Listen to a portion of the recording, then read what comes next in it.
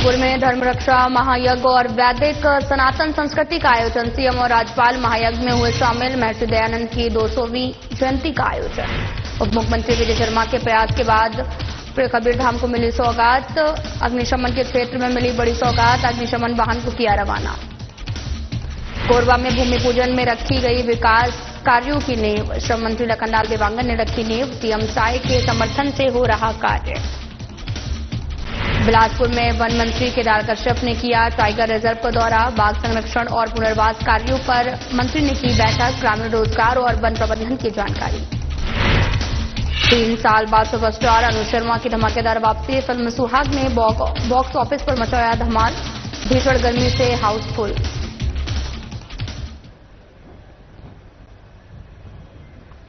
नमस्कार, मैं हूं आपके साथ अंकिता पाल। बुलेटिन की शुरुआत करते हैं। सीएम विष्णुदेव साय और गुजरात के राज्यपाल आचार्य देवव्रत रायपुर के डीडीयू ऑडिटोरियम में आयोजित धर्मरक्षा महायज्ञ और वैदिक सनातन संस्कृति सम्मेलन में शामिल हुए। और ये आयोजन महर्षि दयानंद सरस्वती जी के 200वीं जयंती और आर्य समाज की 150वीं स्थापना वर्षगांठ के अवसर पर किया गया। सीएम साय ने इस दौरान धर्मरक्षा यज्ञ में भाग लेते हुए हवन पूजन किया और प्रदेश के कल्याण की कामना की है। कार्यक्रम में सीएम और राज्यपाल ने छत्तीसगढ़ प्रांतीय आर्य प्रतिनिधि सभा द्वारा तैयार पुस्तिका चुनौतियों का चिंतन का विमोचन किया।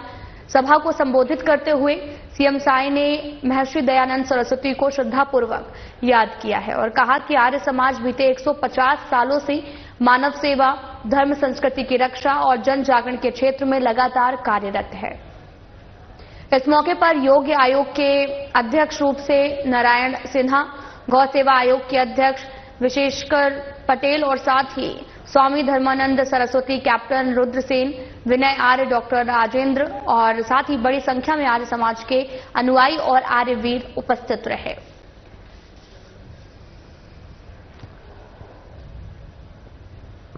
आपको बताते चलें कि धर्मरक्षा महायज्ञ का आयोजन हुआ। सीएम और राज्यपाल महायज्ञ में शामिल हुए हैं। महर्षि दयानंद की 200वीं जयंती पर आयोजन हुआ था।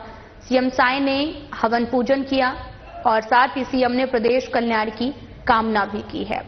सीएम विष्णुदेव साय गुजरात के राज्यपाल आचार्य देवव्रत रायपुर के डीडीयू ऑडिटोरियम में आयोजित धर्मरक्षा महायज्ञ और वैदिक सनातन संस्कृति सम्मेलन में शामिल हुए हैं। और ये आयोजन महर्षि दयानंद सरस्वती जी की 200वीं जयंती और आर्य समाज की 150वीं जयंती के वर्षगांठ के अवसर पर किया गया है। सीएम साय ने इस दौरान धर्मरक्षा यज्ञ में भाग लेते हुए हवन पूजन किया।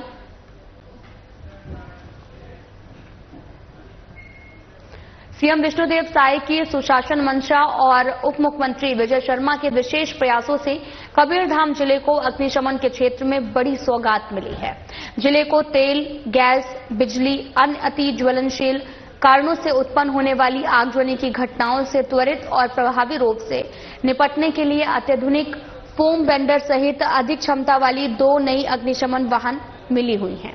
इनमें से एक फायर ब्रिगेड वाहन फोम वेंडर यूनिट है जो जिले को पहली बार उपलब्ध होती है और इसकी क्षमता 6000 लीटर है और जिसमें 500 लीटर फोम टैंक और 5500 लीटर पानी टैंक क्षमता है। इसी प्रकार दूसरी बड़ी फायर ब्रिगेड वाहन की क्षमता 6000 लीटर पानी की है। दोनों वाहन तकनीकी और अत्याधुनिक दृष्टि से लैस हैं। नगर पालिका अध्यक्ष चंद्रप्रकाश चंद्रवंशी और नगर पालिका पार्षद दुर्गेश अवस्थी ने कहा कि उप मुख्यमंत्री विजय शर्मा के अथक प्रयासों से जिले की सुरक्षा व्यवस्था में एक और सशक्त कड़ी जुड़ी है। इससे आगजनी जैसी आपातकालीन स्थिति से निपटने में सहायता मिलेगी और आम नागरिकों को बड़ी राहत प्राप्त होगी। उन्होंने कहा कि ये पहल न केवल सुरक्षा के दृष्टिकोण से महत्वपूर्ण है बल्कि इससे जिलेवासियों के मन में विश्वास और सुरक्षा की भावना भी मजबूत हुई है। राज्य सरकार द्वारा लगातार किए जा रहे विकास और सुरक्षा संबंधी कार्यों से जिले की छवि और भी सशक्त हुई है।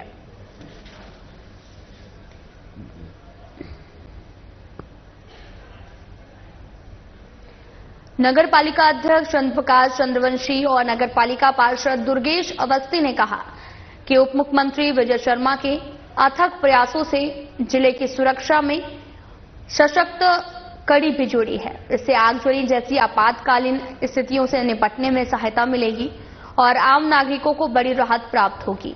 साथ ही उन्होंने ये भी कहा कि ये पहल न केवल सुरक्षा के दृष्टिकोण से महत्वपूर्ण है, बल्कि इससे जिलेवासियों के मन में विश्वास और सुरक्षा की भावना भी मजबूत हुई है। राज्य सरकार द्वारा लगातार किए जा रहे विकास और सुरक्षा संबंधी कार्यों में जिले की छवि और भी सशक्त हुई है।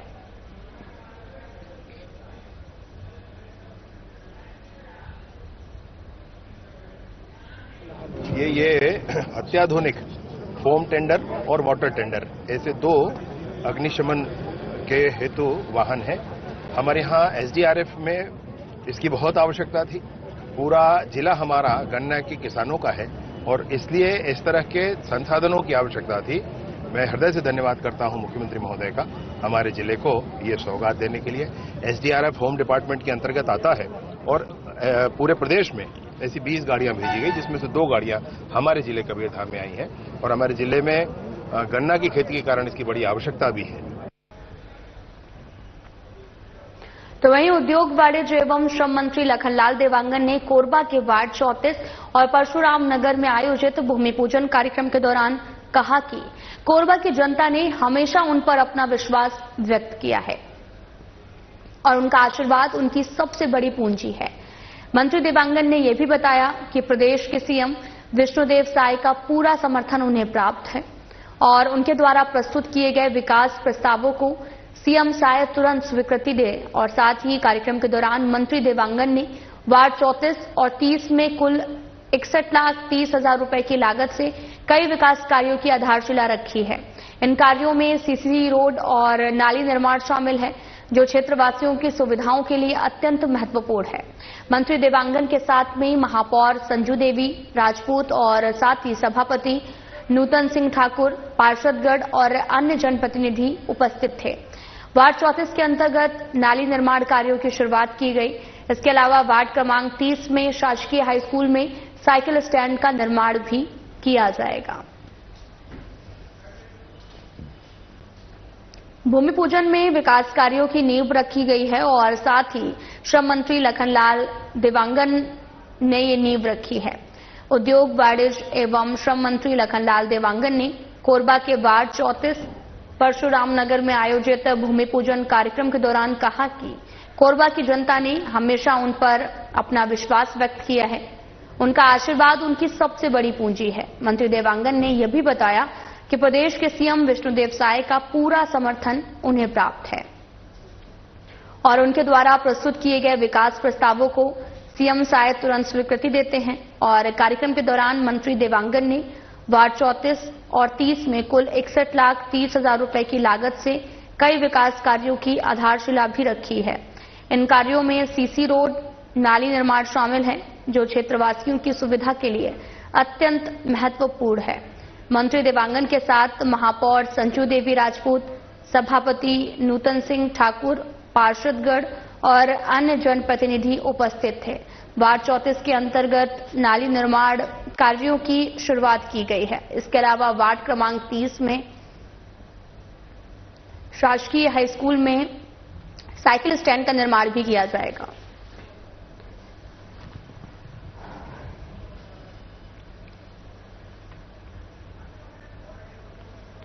आपको बताते चलें कि उद्योग वाणिज्य एवं श्रम मंत्री लखनलाल देवांगन ने कोरबा के वार्ड 34 में भूमि पूजन कार्यक्रम के दौरान जनता के बीच में पहुंचे और उन्हें विश्वास जताते हुए नजर आए।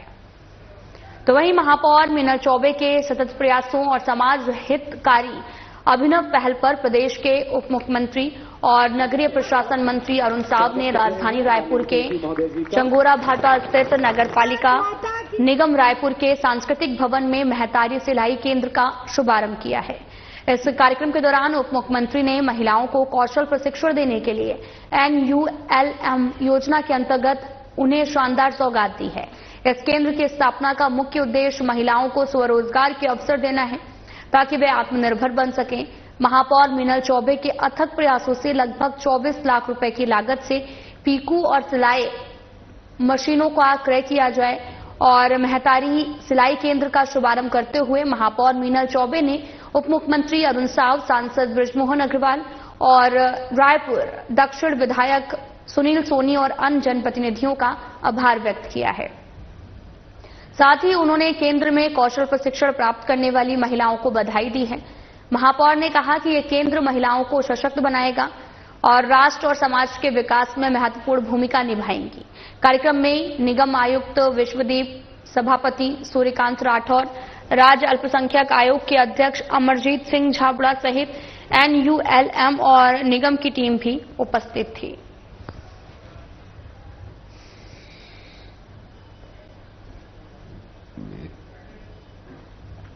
वन मंत्री केदार कश्यप ने यहां पर तखतपुर क्षेत्र के विधायक धर्मजीत से मुलाकात की है और साथ ही तस्वीरें भी आपको दिखा रहे हैं जो कि रायपुर से हैं, जहां पर महापौर मीनल चौबे की महिलाओं ने पहल की और साथ ही यहां पर पहुंचने के बाद महिलाओं को सशक्त बनाने की भी बात जो है वो कही गई है। और आपको यह भी बताते चलें कि महापौर मीनल चौबे के सतत प्रयासों और समाज हितकारी अभिनव पहल पर प्रदेश के उप मुख्यमंत्री नगरीय प्रशासन मंत्री अरुण साव ने भी राजधानी रायपुर के चंगोरा भाटा स्थित नगर पालिका निगम रायपुर के सांस्कृतिक भवन में महतारी सिलाई से केंद्र का शुभारंभ किया है। वन मंत्री केदार कश्यप ने तखतपुर क्षेत्र के विधायक धर्मजीत सिंह के साथ अचान कमार टाइगर रिजर्व लूरमी क्षेत्र का दौरा किया है। उनका दौरा ग्राम शिवतराई स्थित बैगा रिजॉर्ट में विभागीय अधिकारियों और ATR प्रबंधन के साथ समीक्षा बैठक से शुरू हुआ है। इस बैठक में ATR के बाघों की संख्या में वृद्धि को लेकर प्रबंधन द्वारा फोटो एल्बम प्रस्तुत किया गया। बैठक में बाघ संरक्षण, गांवों के विस्थापन की स्थिति, आजीविका उन्मुख गतिविधियां, ग्रामीण रोजगार, वनों की अग्नि सुरक्षा, वन प्रबंधन जैसे महत्वपूर्ण विषयों पर भी चर्चा की गई है। मंत्री कश्यप ने इन मुद्दों पर सख्त कदम उठाने की आवश्यकता पर बल दिया। पुनर्वास कार्यों में तेजी लाने, आजीविका आधारित कार्यक्रमों का विस्तार करने, वन जीवों की सुरक्षा के लिए सुदृढ़ प्रबंधन सुनिश्चित करने के निर्देश दिए हैं। इसके बाद मंत्री कश्यप और विधायक धर्मजीत सिंह ने बैगा रिजॉर्ट की सुविधाओं का निरीक्षण किया और वनग्राम की महिला स्व सहायता समूह द्वारा संचालित सोविनियर शॉप का भी दौरा किया है। इस कार्यक्रम में प्रमुख रूप से PCCF सुधीर अग्रवाल, PCCF प्रेम कुमार, मुख्य वन रक्षक मनोज पांडे, DFO मुंगेली संजय यादव, ATR के अन्य अधिकारी भी उपस्थित रहे हैं।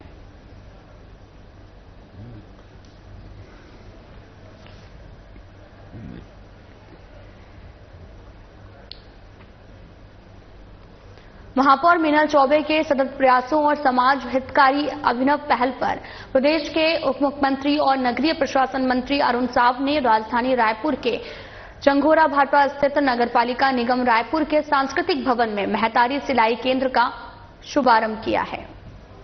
और साथ ही आपको यह भी बताते चलें कि इस कार्यक्रम के दौरान उप मुख्यमंत्री ने महिलाओं को कौशल प्रशिक्षण देने के लिए NULM योजना के अंतर्गत उन्हें शानदार सौगात दी है।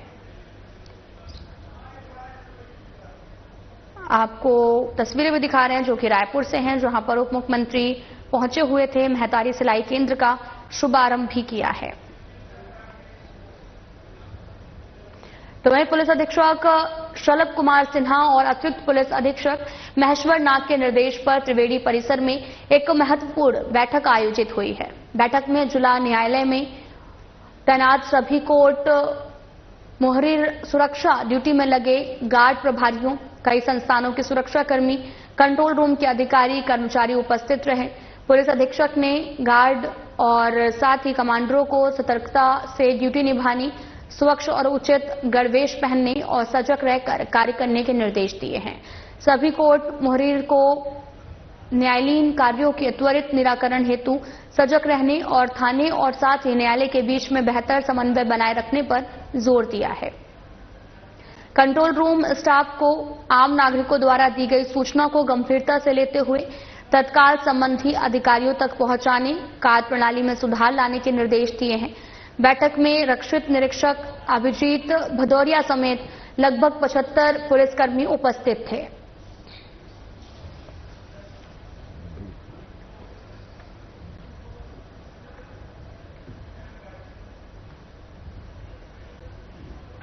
मनेंद्रगढ़, चिरमिरी, भरतपुर जिले के सामुदायिक स्वास्थ्य केंद्र में पोस्टमार्टम के दौरान परिजनों ने आरोप लगाया कि शव परीक्षण के लिए 1300 रुपए लिए गए हैं। परिजनों का भी कहना है कि दुखी परिवार से पैसे लेने पर नाराजगी जताई है। मध्य प्रदेश के बिजुरी से आए हुए परिजनों ने बताया कि अमृतलाल साहू नामक व्यक्ति ने बेटी की शादी के लिए लिया गया कर्ज चुकता करने के दबाव में आकर आत्महत्या की थी। परिजनों का भी आरोप है कि पोस्टमार्टम करने वाले कर्मचारियों ने पैसे लिए, जिससे वे और भी ज्यादा परेशान हो गए हैं।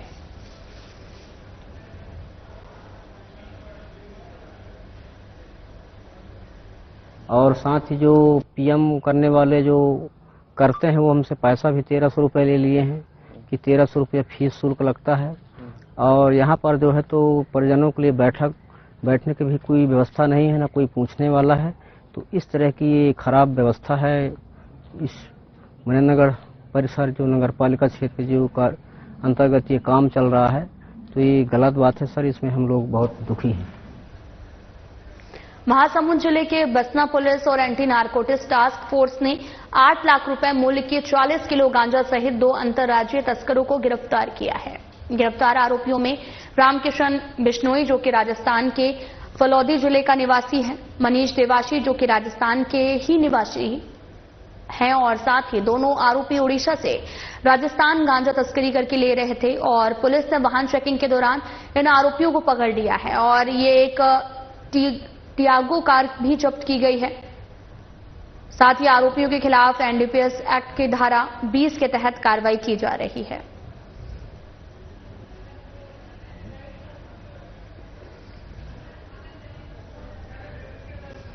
महासमुंद जिले के बसना पुलिस और एंटी टास्क फोर्स ने 8 लाख रुपए मूल्य की 40 किलो गांजा सहित 2 अंतर्राज्यीय तस्करों को गिरफ्तार किया है। और साथ ही गिरफ्तार आरोपियों में रामकिशन बिश्नोई जो कि राजस्थान के फलौदी जिले का निवासी है, मनीष देवाशी जो कि राजस्थान के ही निवासी हैं, दोनों ही शामिल थे। दोनों आरोपी ओडिशा से राजस्थान गांजा तस्करी करके ला रहे थे। पुलिस ने वाहन चेकिंग के दौरान इन आरोपियों को पकड़ लिया है और एक टियागो कार भी जब्त की है। आरोपी के खिलाफ मामला दर्ज किया गया है। मनेंद्रगढ़ जिला मुख्यालय से कुछ दूरी पर स्थित ग्राम पंचायत बौरीडाट की 200 मीटर सड़क बीते 5 सालों से अधूरी पड़ी है। ये मार्ग बौरीडाट रेलवे स्टेशन और कोयलांचल क्षेत्र के लोगों के लिए मुख्य संपर्क है। अधूरी सड़क के कारण आए दिन बाइक चालकों की दुर्घटनाएं भी हो रही हैं। ग्रामीणों का आना जाना बेहद जोखिम भरा हो गया है। बावजूद इसके अब तक निर्माण कार्य पूरा नहीं हो सका है, जिससे ग्रामीणों में प्रशासन के प्रति आक्रोश है।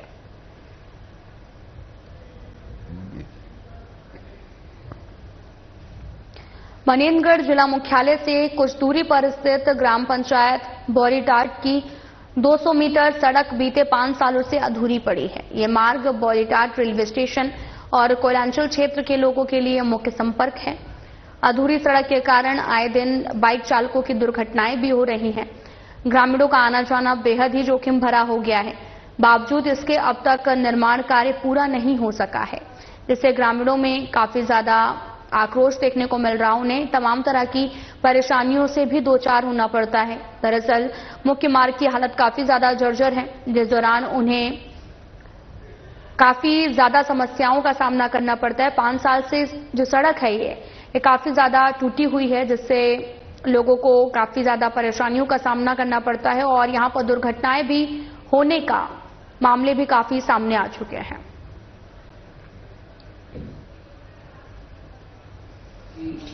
रोड बनी हुई है जिस जमीन में, वो पट्टे की जमीन है और जिसका पट्टा है उस व्यक्ति ने रोड बनने जब उधड़ गई थी, रोड को पूरा खोदा गया था नया रोड बनाने के लिए, तो उसके बाद फिर उस व्यक्ति ने वहां पर स्टे लगा दिया जिसकी जो मालिक है जो रोड का, उसके बाद उसकी वजह से इसमें थोड़ा सा विवाद हुआ था और बाकी रोड इसीलिए छुटी हुई है। किस साल से रोड लगभग अधूरी पड़ी है? 5 साल से छूटी हुई है, 5 साल लगभग हो ही गए हैं। अभी आप जनपद सदस्य बन के आए हैं, किस तरह ये रोड को लेकर जनता की लगातार मांग हो रही, किस तरह मांग हो रही है जनता की? इसमें तो ये बहुत बड़ी चीज है हमारे लिए, क्योंकि वहाँ बहुत आए दिन एक्सीडेंट भी होता है, कुछ लोग गिरते हैं, कुछ लोगों का हाथ पैर भी टूटा है उस जगह पे, और जिनकी जमीन है उनसे भी बात हो रही है कि आप थोड़ा उसके लिए हमको जमीन दे रोड के लिए, और उनकी कहीं पे हम दूसरी जगह उनको थोड़ा सा एडजस्ट करें इस सब चीज के लिए। छत्तीसगढ़ के सुपरस्टार और पद्मश्री से सम्मानित अभिनेता अनुज शर्मा की फिल्म सुहाग इन दिनों बॉक्स ऑफिस पर धमाल मचा रही है। 18 अप्रैल को रिलीज हुई इस पारिवारिक फिल्म ने रिलीज के तीसरे दिन भी हाउसफुल शो के साथ शानदार प्रदर्शन जारी रखा। भीषण गर्मी, तेज धूप के बावजूद दर्शकों की लंबी लाइनें सिनेमाघरों के बाहर देखने को मिली हैं। अनुज शर्मा खुद अपनी पूरी टीम के साथ में सिनेमाघरों में पहुंचकर दर्शकों का आभार व्यक्त कर रहे हैं। वहीं जब दर्शकों ने अपने चहेते स्टार को सामने देखा तो खुशी से झूम उठे हैं। अनुज शर्मा की ये फिल्म करीब 3 साल बाद रिलीज हुई है, ऐसे में दर्शकों का भी उत्साह दोगुना हो गया है। सुहाग एक पारिवारिक पृष्ठभूमि पर आधारित फिल्म है, इसमें छत्तीसगढ़ की ग्रामीण संस्कृति, किसानी जीवन और पारंपरिक त्योहार, साथ ही शादी के साथ वचनों जैसे विषयों पर खूबसूरती से दर्शाया गया है। दर्शक इस फिल्म को अपने पूरे परिवार के साथ देखने आ रहे हैं और हर शो की भावनाओं की गहराई से जुड़कर कहानी का आनंद भी ले रहे हैं। फिल्म की कहानी, संवाद और संगीत दर्शकों के दिलों को छू रहे हैं। साथ ही भावनात्मक दृश्यों में कई दर्शक भावुक होकर रो पड़ते हैं, जो फिल्म की गहराई और प्रभाव को दर्शाता है। सुहाग छत्तीसगढ़ी सिनेमा के लिए एक बड़ी उपलब्धि साबित हो रही है, जो कि स्थानीय संस्कृति और पारिवारिक मूल्यों को जीवंत करती है। छत्तीसगढ़ के सुपरस्टार और पद्मश्री से सम्मानित अभिनेता अनुज शर्मा की फिल्म सुहाग इन दिनों बॉक्स ऑफिस पर धमाल मचा रही है। 18 अप्रैल को रिलीज हुई इस पारिवारिक फिल्म ने रिलीज के तीसरे दिन भी हाउसफुल शो के साथ में शानदार प्रदर्शन जारी रखा। भीषण गर्मी और तेज धूप के बावजूद दर्शकों की लंबी लाइनें सिनेमाघरों के बाहर देखने को मिली। अनुज शर्मा खुद अपनी पूरी टीम के साथ सिनेमाघरों में पहुंचकर दर्शकों का आभार व्यक्त कर रहे हैं। वहीं जब दर्शकों ने अपने चहेते स्टार को सामने देखा तो खुशी से झूम उठे। अनुज शर्मा की यह फिल्म करीब 3 साल बाद रिलीज हुई है।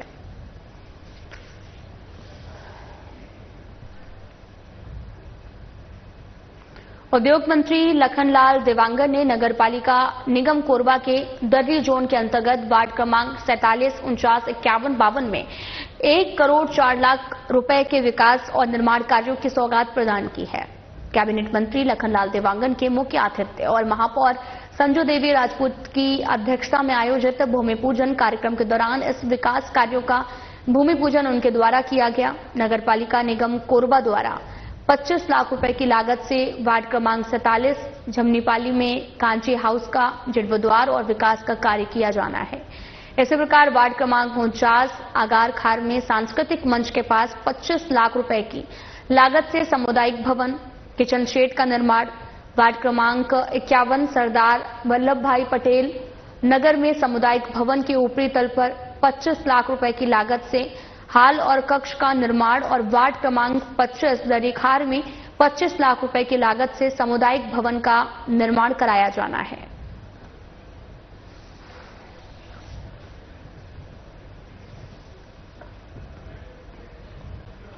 तो वहीं प्रधानमंत्री आवास योजना ग्रामीण आवास प्लस 2.0 के तहत में सर्वेक्षण के लिए मुख्यमंत्री विष्णुदेव साय की विशेष पहल पर मोर द्वार मोर साय सरकार अभियान के अंतर्गत सर्वे 15 अप्रैल से शुरू हो चुका है। कार्यक्रम में जनपद पंचायत बसना के सभापति प्रकाश सिन्हा ने ग्रामवासियों से आत्मीय संवाद करते हुए कहा कि मुख्यमंत्री विष्णुदेव साय के सुशासन में प्रधानमंत्री नरेंद्र मोदी की एक और गारंटी पूरी हो रही है। मोर द्वार साय सरकार पखवाड़ा के तहत गांव-गांव में प्रधानमंत्री आवास प्लस का सर्वे भी किया जा रहा है, ताकि कोई भी पात्र परिवार पक्के मकान से वंचित न रहे। उन्होंने सभी ग्रामीणों से अपील की कि वे इस अभियान में बढ़ चढ़कर हिस्सा लें और कार्यक्रम में मुख्य रूप से जनपद पंचायत बसना के अध्यक्ष नीलेश्वरी निराला, उपाध्यक्ष मोहित पटेल, सभापति प्रकाश सिन्हा, सुशीला मलिक, बीजेपी जिला उपाध्यक्ष जितेंद्र त्रिपाठी, विधायक प्रतिनिधि खोल बहारा निराला और साथ ही बीजेपी के पूर्व मंडल अध्यक्ष माधव साव और मंडल अध्यक्ष नरहरि पोटे, महामंत्री प्रहलाद साहू, नरेंद्र साहू सहित तमाम लोग भी मौजूद रहे हैं।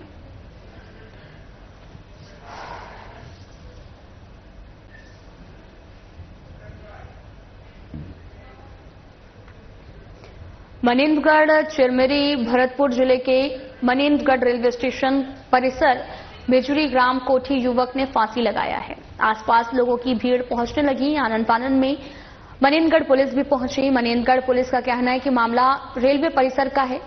जांच रेलवे पुलिस करेगी और इस फांसी की घटना को लेकर लोकल पुलिस और रेलवे पुलिस उलझे देखने को मिला था कि साथ ही फांसी घटना को लेकर लोकला सोशल मीडिया में खबरें जो हैं वो तेजी से वायरल हो रही हैं। अब जांच रिपोर्ट आने के बाद पूरी तरीके से खुलासा हो पाएगा कि घटना किस कारण घटित हुई है।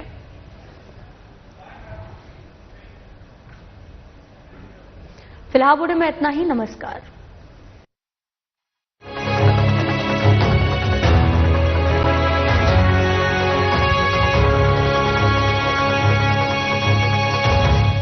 क्या आप दुबले पतले कमजोर हैं? आपकी